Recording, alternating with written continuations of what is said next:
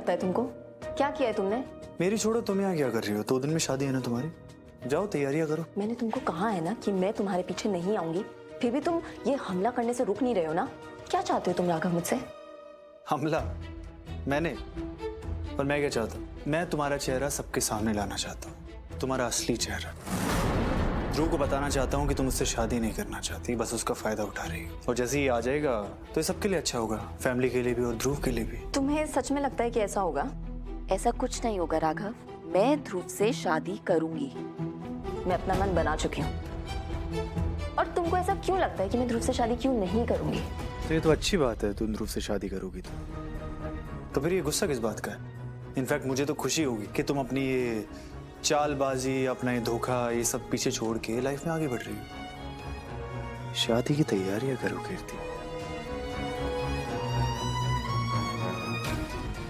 नहीं, मैं जानता हूँ कीर्ति ध्रुव से शादी नहीं करेगी, तो फिर इसके हाँ कहने के पीछे वजह क्या है? क्या करने वाली है ये अब? 2 दिन में शादी?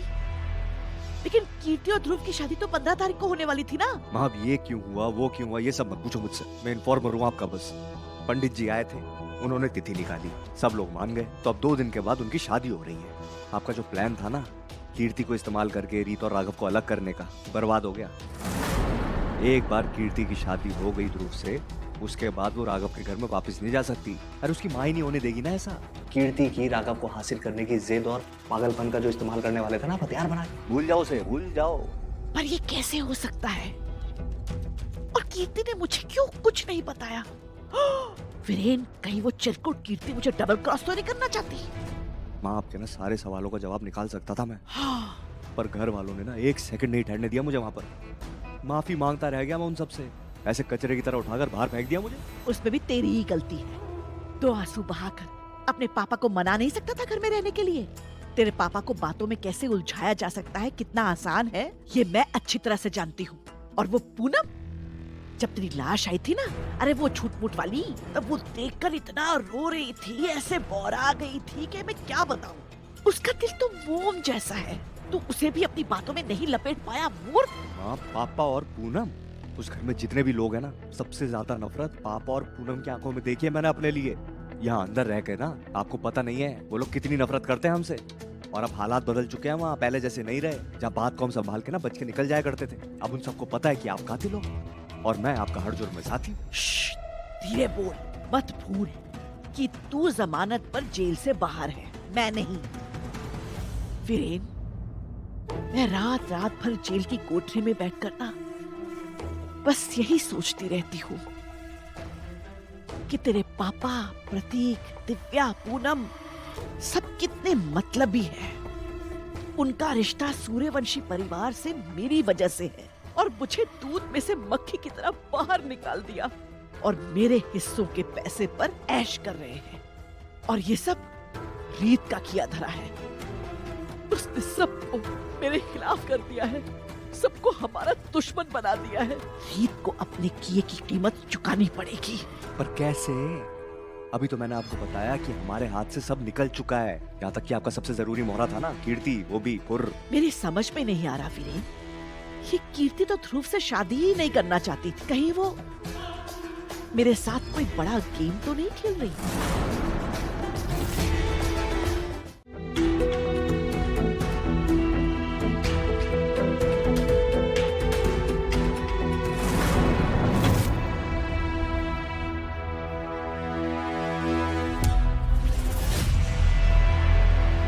ये सब तुमने किया ना?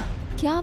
मुझे समझ नहीं आ रहा है आप क्या बोल रहे हो। ये ड्रामे मेरे सामने मत करो, तुम अच्छी तरह जानती हो मैं किस बारे में बात कर रहा हूँ। ये तुम्हारी मासूम बनने की एक्टिंग, ये मेरे सामने काम नहीं करेगी। ध्रुव का ऊपर से गिरना कोई हादसा नहीं था, कोई एक्सीडेंट नहीं था, ये तुमने गिरा है। मैं सब जानता हूँ, ये तुमने इसलिए किया था कि तुम्हारी शादी टल सके ना, पर मुझे ये नहीं पता था कि तुम इतना नीचे गिर सकते हो कीर्ति। राघव, मुझे सच में समझ नहीं आ रहा आप क्या बात कर रहे हो। मैं ऐसा क्यों करूंगी? आप तुम्हें क्या लगता है मैं बेवकूफ हूँ? मुझे तुम पागल बना सकती हो। मैं जानता हूँ एक्सीडेंट नहीं है, ये तुम्हारा किया धरा है।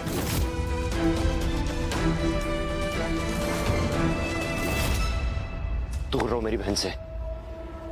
और चल क्या रहा है यहाँ पर? देखिए ना, राघव जी मुझ पे ध्रुव के एक्सीडेंट का इल्जाम लगा रहे हैं।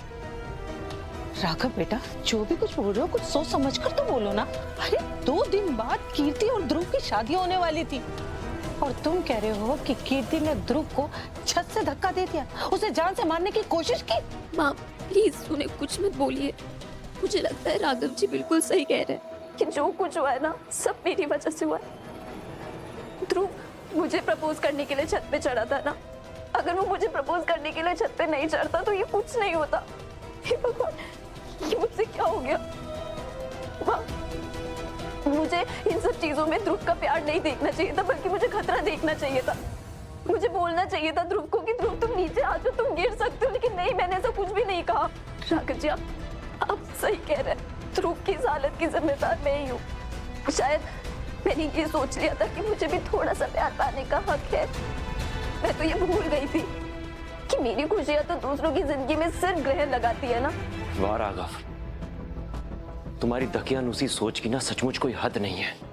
कल को शादी के बाद अगर ध्रुव को कुछ हो जाता, तुम तो मेरी बहन को मनहूसी करार कर देते। तुमसे धोखा मिलने के बाद इतनी मुश्किल से वो सब कुछ भुलाकर अपनी जिंदगी में आगे बढ़ रही है। अंदाजा है तुम्हें? नहीं, तुम तो उल्टा उसकी जिंदगी बर्बाद करने पर तुले हुए हो।